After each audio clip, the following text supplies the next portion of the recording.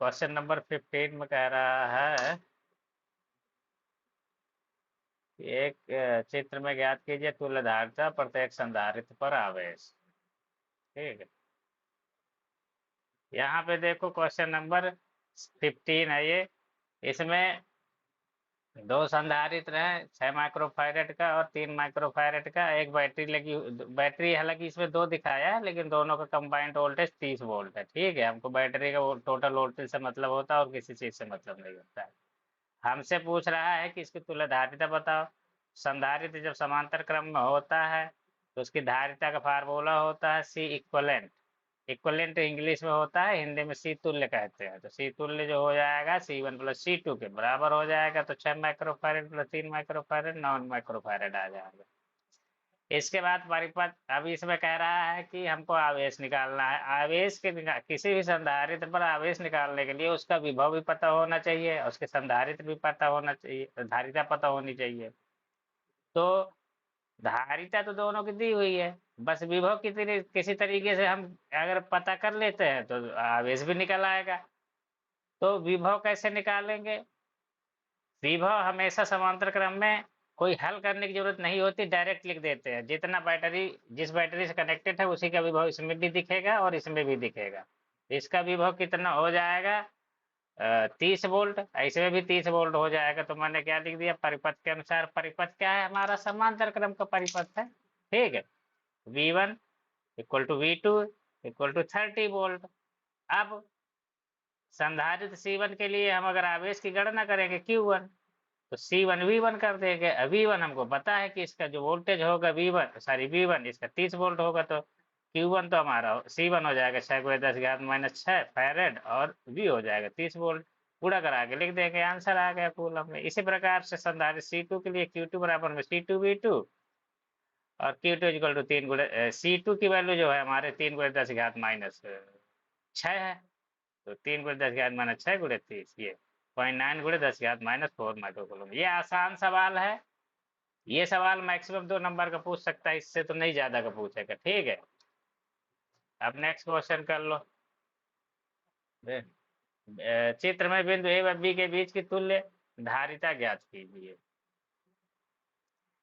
अब यहाँ पे देखो, यहाँ पे दो धारित यहाँ पे 2 माइक्रोफैरेड, 4 माइक्रोफैरेड, 3 माइक्रोफैरेड और 6 माइक्रोफैरेड के संधारित्र। ये दोनों एक दूसरे के समांतर श्रेणी में है, ये भी दोनों एक दूसरे के श्रेणी में है। इन दोनों के लिए श्रेणी का फार्मूला लगा के संधारित्र की वैल्यू, धारिता की वैल्यू निकालेंगे, उनकी जगह पे उसको सिंगल मान लेंगे। अकेले जो भी वैल्यू आएगी इसकी जगह पर रख देंगे। तो 1/, में यहाँ पे हमने नंबरिंग कर ली है। C इसको मान लिया, इसको D मान लिया, इसको F मान लिया, इसको E मान लिया, हमारे सहूलियत के लिए, चीजों को क्लियर दिखाने के लिए। तो 1/, में C C D का मतलब हो गया C और D के बीच की जो भी धारिता होगी, तुल्य धारिता ही निकलेगी 1/C1 प्लस 1/C2, क्योंकि ये C1 है, ये C2। तो यहाँ से क्या होगा हमारा, चलो, तो यहाँ से हमारा हो जाएगा 1/CD equal to 1/C1 plus 1/C2। C1 की वैल्यू 2 हो जाएगी, C2 की वैल्यू 4 माइक्रोफैरेड हो जाएगी। सॉल्व कर लेंगे, सॉल्व करना कोई बहुत बड़ी बात नहीं है।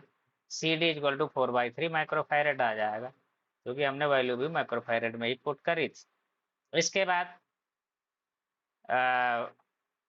P और E और F के बीच में निकाल लेते हैं। तो 1/, में FE, 1/, में C3, 1/, में C4। हमने इसको C3 माना, इसको C4 माना। 1/3 प्लस 1/6 हो जाएगा। सॉल्व कर लोगे 2 माइक्रोफैरेड आ जाएगा आंसर। अब क्या होगा, ये इसकी जगह में 4/3 होगा, इसकी वजह 2 हो जाएगा। अब ये दोनों संधारित्र क्या होंगे, एक दूसरे के समांतर क्रम में होंगे। तो समांतर क्रम के लिए फार्मूला होता है CAB। ये वाला A और B के बीच जो तुल्य धारिता होगी, इन दोनों को डायरेक्ट जोड़ देंगे जो भी आया होगा। तो CCD और CFE के जो भी धारिता है उनको डायरेक्ट जोड़ देंगे। 4/3 प्लस 2 मतलब 10/3 माइक्रोफैरेड आंसर आ गया। ये तरीका है। ठीक है, हालांकि ये बहुत आसान सवाल था, होते हैं टफ सवाल कभी कभी पूछते हैं। ये सवाल है C1 तथा C2 धारिता वाले दो संधारित्रों पर आवेश क्रम से Q1 Q2 हो तथा विभव V1 V2 है। इनको स्पष्ट कराकर फिर से अलग करने के पश्चात आवेश Q1 डैश Q2 डैश हो गया और विभव परिवर्तन डेल्टा V1 और डेल्टा V2 हो जाते हैं। तो सिद्ध कीजिए क्यू डैश 1 अपान में Q dash 2 equal to C1 upon C2। और सेकेंड पार्ट में कह रहा है कि C1 dot C1 into delta b ने equal to C2 into delta B2 है, यहाँ पे लिखना भूल गए हैं, ठीक है। यहाँ पे ये क्वेश्चन है, एक संधारित्र C1 है, एक संधारित्र C2 है, इसका इसमें आवेश Q1 है, इसमें Q2 है, विभव V1 है, और इसका विभव V2 है। जब इन दोनों को स्पर्श टच करा देंगे, अब यहाँ पे संधारित्र की बात किया है, ठीक है। खैर चलो कोई बात नहीं। टच कराकर फिर से अलग करने के पश्चात अलग भी कर देंगे तो क्या होगा, जितना विभव होगा उतने विभव लेके अलग होंगे, ठीक है। तो टच कराने के बाद इसके में आवेश Q1 से Q डैश हो जाएगा, Q2 से Q2 डैश हो जाएगा, और विभव भी दोनों में इक्वल हो जाएगा। टच कराने के बाद रखा रहेगा, ठीक है। फिर भी विभव जब अलग करोगे तो जितना टच कराने के बाद जितना विभव मिला था, जैसे ही अलग कराओगे तब भी उतना ही विभव बना रहेगा। अब देखो, इसका अगर हम आवेश निकालना चाहें तो Q1 डैश इक्वल टू इसी का आवेश अगर निकालना चाहते तो इसी की संधारित्र इसी की धारिता गुणे इसी का विभव, ये हो जाएगा। फिर इसका अगर आवेश निकालना चाहे Q2 डैश, इसी की धारिता गुणे इसी का विभव, धारिता ये है, विभव ये है, C2 V2। Q1 dash upon Q2 dash की वैल्यू पूछा है, तो हम इसको इसमें से भाग दे तो ये आ जाएगा। अब अब पूछा है दूसरा पार्ट पूछा हुआ, उसको सॉल्व करने के लिए क्या करेंगे, अगर मान लिया, यदि यहाँ पे लिख दो माना V1 is greater than V2, खैर ठीक है। पहले जो इतना भी आवेश इस प्लेट में रहा होगा बाद में भी इतना ही रहेगा, तो Q1 plus Q2 equal to Q1 dash plus Q2 dash. तो अब Q1 की वैल्यू क्या होगी, इसकी धारिता गुणे इसका विभव C1 V1। Q2 की वैल्यू कितनी होगी, इसकी धारिता गुणे इसी का विभव C2 V2। टच स्पर्श कराने के बाद क्या होगा, इसकी धारिता गुणे इसका विभव C1 V, इसकी धारिता गुणे इसका विभव C2 V2, दोनों इक्वल हो गए। सॉल्व करोगे C1 इधर कॉमन कर लो, V1 माइनस V इधर आ जाएगा, इधर से V माइनस V2 आ जाएगा। अब क्या होगा, V माइनस V1 जो होगा डेल्टा V1 के बराबर होगा, C1 के विभव में परिवर्तन। इसी प्रकार से V माइनस V2 जो होगा डेल्टा V2 के बराबर होगा, ये इसके विभव में परिवर्तन हो जाएगा। इन वैल्यूज को यहाँ पुट कर दोगे, अपने आप ये आंसर बन जाएगा, ये प्रूफ हो गया। इसके बाद बाकी अगर इसका अनुपात C1 अपान C2 निकालोगे तो डेल्टा V2 अपान में डेल्टा V1 निकलेगा। अगर मान लो कि यहाँ से हमें कोई पूछ दे कि Q और डेल्टा V में क्या डिफरेंस हो को क्या संबंध होगे, तो यहाँ से इस वाले समीकरण से इसको इक्वल कर दोगे तो Q1 dash upon Q2 dash equal to delta V2 upon में डेल्टा V1 आ जाएगा।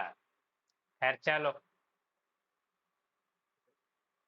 क्वेश्चन है, एक आवेशित संधारित्र की प्लेटों के बीच की दूरी, अच्छा इसमें एक चीज मिस हो गई है, ठीक है, डी से बढ़ाकर 2D कर दी जाती है, ठीक है, ऐसे होगा। तो क्या डी से बढ़ाकर 2D कर दी जाती है, तो संधारित्र में इसको मैं करेक्ट करके भेज दूंगा तुम लोग को। संधारित्र में संचित ऊर्जा पर क्या प्रभाव पड़ेगा यदि प्लेटों के बीच बैटरी जुड़ी रहे और बैटरी हटा ली जाए, ठीक है। अच्छा क्वेश्चन। अब इसमें क्या है, देखो दो संधारित्र है, एक संधारित्र है, उसकी प्लेटों के बीच की दूरी बढ़ाई जाती है, ठीक है। तो उसकी धारिता हमेशा चेंज हो जाएगी। धारिता कब चेंज होती है, याद रखना, C equal to A epsilon not by D है। उनका प्लेटों का एरिया घटाओगे बढ़ाओगे तो भी धारिता चेंज होगी। एप्सिलॉन की वैल्यू, एप्सिलॉन की जो इसका माध्यम है उसको चेंज करोगे भी धारिता चेंज होगी, और ये डी बीच की दूरी घटाओगे बढ़ाओगे भी धारिता चेंज होगी। धारिता तो चेंज हो जाएगी, उसका आवेश और उससे कोई लेना देना नहीं होता भी बहुत है। इसकी धारिता का कितनी है, BC बाद में C डैश हो जाएगी। अब इसकी धारिता निकाल सकते हैं, हालांकि पहले धारिता मान लो A epsilon not by D होगा, बाद में C dash A epsilon not by 2D हो जाएगी, क्योंकि बीच की दूरी 2D हो गई है। अब इसके बाद अगर मैं इसकी ऊर्जा देखूं तो ऊर्जा मेरी कितनी होगी, 1/2 CV का स्क्वायर। इसकी ऊर्जा के फार्मूले हमारे पास 3 होते हैं, ध्यान रखना। U equal to 1/2 QV equal to 1/2 CV का square equal to 1/2 Q square by C। 3 फार्मूले होते, यहाँ पे कैपिटल Q कर लो, ये कैपिटल Q है, ठीक है। तो ये 3 फार्मूले होते हैं। हम यहाँ पे जो है जब इसको बैटरी से कनेक्ट कर, पहले से बैटरी कनेक्टेड है, ये कुछ चार्ज आ चुका होगा। अब क्या करेंगे, इनके इनके बीच की दूरी को बढ़ाएंगे। कितना बढ़ाएंगे, 2D के बराबर कर दिया बढ़ा करके। तो जब इतना कर दिया तो क्या होगा, बैटरी से जब कनेक्ट रहेगा तो विभव पहले का और बाद का दोनों केस में सेम रहेगा। जब विभव और दोनों केस में सेम है तो फिर ये वाला फार्मूला यूज करेंगे जिसमें विभव वी वाला टर्म आता है। तो यहाँ से देखेंगे तो पहले का ऊर्जा हमारी क्या होगी, U 1/2 CV के स्क्वायर होगी। बाद की जो ऊर्जा होगी U डैश 1/2, इसकी धारिता बदल चुकी है तो C डैश कर देंगे। विभव नहीं बदला तो V ही रहने देते हैं, यहाँ पे V स्क्वायर कर देते हैं। अब क्या करेंगे, यहाँ से अब हमको क्या कह रहा है कि तुलना कीजिए, ठीक है, ऐसे कुछ पूछा है, ठीक है। तुलना का मतलब कितने गुना कम ज्यादा हुई, तो उसका क्या करेंगे, दोनों को भाग दे दो, इसमें से इसको भाग दे दो, भाग दे दिया। तो ये कट 1/, सब कट कुटा के यू सी डैश अपान सी आ गया। तो यू डैश अपान में u equal to c dash upon c, c dash upon c की वैल्यू पुट कर दो यहाँ से। इसकी धारिता कितनी थी, epsilon not by D C की, और सी डैश की epsilon not by 2D। Solve करोगे तो 1/2 आ जाएगा। तो यू डैश जो हो जाएगा 1/2 यू आ जाएगा। पहले जितनी ऊर्जा थी उसी की जस्ट आधी ऊर्जा इसमें बचेगी। अब इसके बाद क्या करेंगे, इसके बाद जो है दूसरा केस में कहता है इसके बीच की इसको आवेशित कर लिया गया किसी बैटरी से कनेक्ट करके, ठीक है। अब बाद में क्या किया गया कि इसके बैटरी को हटा दिया गया, डिस्कनेक्ट कर दिया गया, और इसके बीच की दूरी को हमने डबल कर दिया। अब की बार ये कहानी कह रहा है, ठीक है भैया डबल कर दो।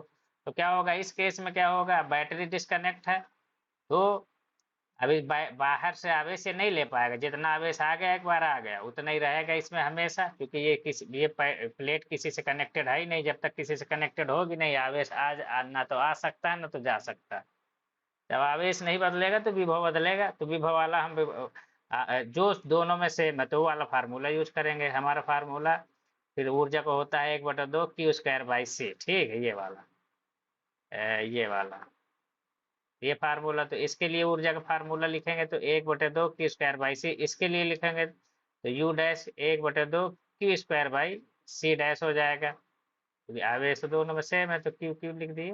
धारिता अलग अलग हो जाएगी, इसकी C है इसकी C डैश हो जाएगी। अब इसमें वही सेम रेशियो निकालेंगे, U डैश अपान में U करेंगे, इसके बटे इसके करेंगे तो 1/2 Q²/C 1/2 Q² में, यहाँ पे C डैश है यहाँ पर C होगा, चूंकि ये वाला ऊपर आएगा। जब सॉल्व करेंगे तो C/C डैश आ जाएगा, U डैश अपान U के। अब तो U डैश अपान में U किसके बराबर आ गया, C/में C डैश के। जब इसको C की वैल्यू यहाँ से पुट करोगे, इसकी वैल्यू कितनी होगी, C equal to A epsilon not by D, इसकी C डैश जो हो जाएगी A epsilon not by 2D। यहाँ पे वैल्यू पुट करोगे A epsilon not by D, A epsilon not by 2D। Solve करोगे तो 2 आ गया। तो U डैश अपान में U, तो U dash equal to 2U। इसका मतलब यहाँ पे ऊर्जा पहले की ऊर्जा के जस्ट डबल हो गई, ठीक है। तो इसमें ऊर्जा डबल हो गई और उसके पहले केस में आधी हो गई थी, ठीक। एक आवेशित संधारित्र के प्लेटों के बीच की दूरी को धीरे धीरे घटाया जाता है जिससे संधारित्र की धारिता C तथा संधारित्र में ऊर्जा के मान परिवर्तित होते हैं। C और U के बीच ग्राफ क्या होगा यदि प्लेटों के बीच की दूरी परिवर्तित करते समय प्लेटों से बैटरी हटा दी गई हो तथा प्लेटों से बैटरी जुड़ी हुई हो। ये 2013 में क्वेश्चन में पूछा जा चुका है, ठीक है। तो इसमें क्या है, एक संधारित्र है, मान लो इसमें आवेश, ठीक है, ये है, इसकी धारिता C है, और इसके प्लेटों के बीच की दूरी लगातार घटाएंगे तो धारिता C डैश हो जाएगी, ठीक है। अब घटाएं या बढ़ाएं ग्राफ ऐसे ही बनेगा, समझ गए। अगर यही सेम सवाल लिख देता, कह देता कि हम बीच की दूरी को परिवर्तित कर रहे हैं तो भी यही ग्राफ बनता, कह रहा था कि बीच की दूरी को बढ़ा रहे हैं तो भी यही पे ग्राफ बनता, समझ गए। यहाँ पे दो संधारित्र हैं, इनके बीच की दूरी घटा रहे हैं। पहले डी थी, डी डैश हो जाएगी, सी से धारिता C डैश हो जाएगी। जब बैटरी हटा दी गई तो क्या हो जाएगा, ये फार्मूला यूज करेंगे हमेशा, U इक्वल टू 1/2। जब बैटरी हटा दी जाती है तो आवेश संरक्षित रहता है, आवेश नहीं बदलता है, Q² /C वाला फार्मूला यूज करेंगे तो हमारा जो होगा ऊर्जा होगी, संचित ऊर्जा डायरेक्टली इनवर्सली प्रोपोर्शनल टू या C के व्युत्क्रमानुपाती होगी। यहाँ से अगर हम इसको प्रोपोर्शनल हटा के इसका समीकरण बनाएंगे या इक्वेशन में रिलेशन लिखेंगे तो U बराबर में, यहाँ पे हम इसको K3 मान रहे हैं, ठीक है, K3/C। तो K3/C, यहाँ पे कोई भी कांस्टेंट मान लो, कोई दिक्कत नहीं है। K3/C कर दिया तो ये किस तरीके का रिलेशन बनेगा हमारा, अगर इसको y माने इसको x माने तो इधर y हो जाएगा, इधर x हो जाएगा। इधर अगर c को x एक्सिस में रिप्रेजेंट करेंगे तो c को x मानना पड़ेगा, और u को अगर y एक्सिस में रिप्रेजेंट करेंगे तो u को हमें y मानना पड़ेगा। तो इसको ये एक प्रकार से XY equal to K3 type का बन गया। तो K से हमको कोई लेना देना नहीं होता, ये XY का, इसको बोलते हैं कौन सा, अतिपर वाला, ठीक है, अतिपर वाला टाइप का बनेगा। इसी प्रकार से जब बैटरी जुड़ी रहेगी तो क्या होगा, बैटरी जुड़ी रहेगी तो विभव पहले और बाद में समान रहेगा, हमेशा समान रहेगा। तो इसलिए ये वाला फार्मूला यूज करते हैं जिसमें V आता, तो 1/2 CV का स्क्वायर। अब इस केवल V आता हो क्यों ना आता हो, तो यहाँ से अगर देखें तो U directly proportional to C हो जाएगा। अब यहाँ से अगर U को हम प्रोपोर्शनल चिन्ह हटाएंगे तो यहाँ पे K4 कोई कांस्टेंट लगा दिया, और C तो हमारी धारिता ही है। तो ये किस तरीके का बनेगा, U को हम Y एक्सिस में रिप्रेजेंट करेंगे, C को हम किधर करेंगे, X एक्सिस में। तो Y बराबर में K4X टाइप का बन गया या MX टाइप का बन गया। ये क्या हो जाएगा, Y बराबर MX टाइप का जो होती है हमेशा मूल बिंदु से देखा जाती है और सीधा लाइन होती है, यही ठीक, स्ट्रेट लाइन। बस हो गया। अब अगर डी में पूछता तो डी में के लिए तो मैंने करा दिया है, हालांकि इसमें पूछा नहीं है। डी के लिए अगर पूछता तो इसमें एक लाइन और बढ़ानी पड़ती, सी का इनवर्सली प्रोपोर्शनल टू डी होता है तो U directly proportional to D हो जाएगा। तो यहाँ से क्या करोगे, U equal to K1 time कोई कांस्टेंट मान लिया, K1 टाइम्स डी हो गया, तो y बराबर MX टाइम से ये ग्राफ मिल जाएगा। यहाँ पे अगर हमको डी में और यू और डी में खींचना होता, C 1/d है और C यहाँ पे डायरेक्टली प्रोपोर्शनल में है, तो ये 1/d के प्रोपोर्शनल हो जाएगा। प्रोपोर्शनल हटा के कोई कांस्टेंट K2 ले लिया तो ये इक्वल टू K2/d हो जाएगा। तो यहाँ से देखो U को हमें y एक्सिस में और C को x एक्सिस में रिप्रेजेंट करेंगे, तो यहाँ पे C की जगह x मान ले और U की जगह y मान लें, तो यहाँ पे XY इक्वल टू KT इस टाइप का मिलता है। ये हमेशा पैराबोलिक ग्राफ आता है, तो ये वाला ग्राफ मिलेगा, ठीक है। इसके लिए कौन सा ग्राफ है, ये कंफ्यूज होने की कोई जरूरत नहीं, सॉरी ये वाला, ठीक है, कोई कंफ्यूज होने की जरूरत नहीं है। और इसके लिए कौन सा ग्राफ है, ये वाला है। और इसके लिए तो मैंने एरो बना ही दिया है, और इसके लिए ये वाला ग्राफ है, ठीक है। कुछ बात समझ में आई? तो अब मैंने जो सवाल पूछा था उतना भी करा दिया, गलती से थोड़ा दूसरे टाइप का भी एक सवाल करा दिया। अब वो भी पूछा जा सकता है, कोई बहुत बड़ी बात नहीं।